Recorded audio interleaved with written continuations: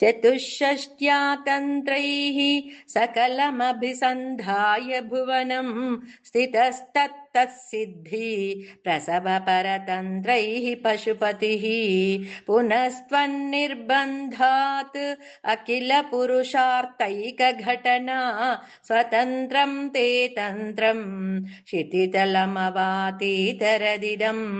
शिवः शक्तिः कामः क्षितिरतरविशीतकिरणः स्मरोऽहं सशक्रः तदनु च परामारहरयः अमीहृल्लेखाभिः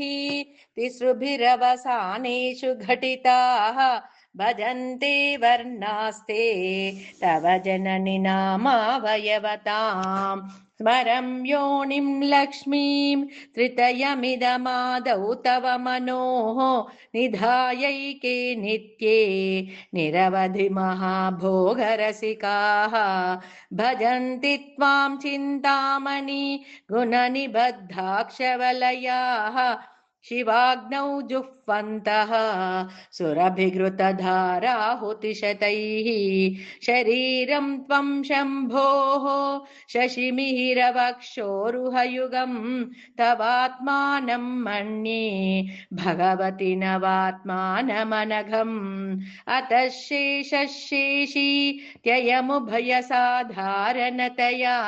स्थितः सम्बन्धो वां समरसपरानन्दपरयोः मनस्त्वं व्योमत्वं मरुदसि मरुस्सारथिरसि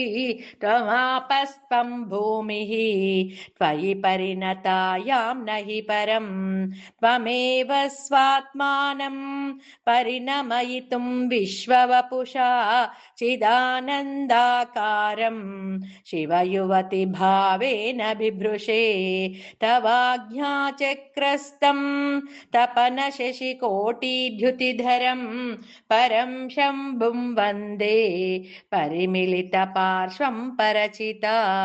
यमाराध्यन् भक्त्या रविशशिशुचीनामविषये निरालोके लोके निवसति हि भालोकभुवने विशुद्धौ ते शुद्धा स्फटिकविशदं व्योमजनकं